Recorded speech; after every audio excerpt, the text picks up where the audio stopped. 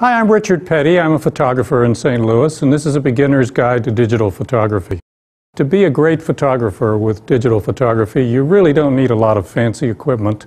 It's your skill and experience that makes the great pictures rather than the equipment. I do recommend that you get yourself a camera that allows you to manually control the aperture and the film speed and the speed of the exposure, and that you get yourself a really good light meter. This is an example of a light meter, and you don't really need a super fancy light meter. This one's fairly fancy because I do a lot of studio work and wedding work, but still just a simple light meter to help you understand the exposure. Now, the exposure is the total amount of light that hits the sensor in your camera, which is the equivalent of film in film photography. And there are three things that determine what that exposure ought to be, or how much light is reaching your sensor.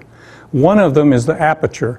The aperture is an iris that gets smaller and larger inside your lens and allows more or less light to come in. The larger the number for your aperture, called f-stops, the less amount of light that it brings in.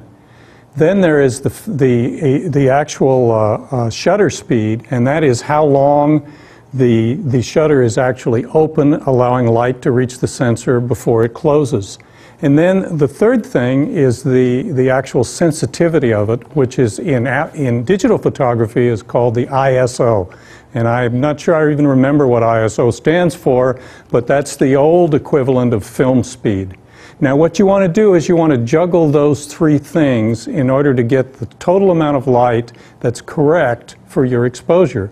Now, usually in your light meter, you can move the aperture, or that iris f-stop, up and down, and you'll see the film speed, or you'll see the shutter speed go up and down in the opposite direction to compensate for it, so that you end up with a perfect exposure.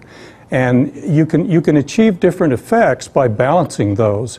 If you want to go to a much higher number in your f-stops, you'll get tremendous depth of field. You'll be able to see up close and all the way off in the distance in really sharp focus. If you go in the opposite direction and use a fast film speed and wide open aperture, then you'll have a narrow depth of field. Like if you want, for instance, to take a picture where you have someone in sharp focus, but you want the background to be a little blurred, you can do that by balancing those two things. But my best advice for learning digital photography is get a camera and just take lots and lots and lots of pictures, so that eventually you get to the point where you've mastered your equipment and you can think about the composition and the picture without having to juggle with the controls on the camera. You know just instinctively what to use.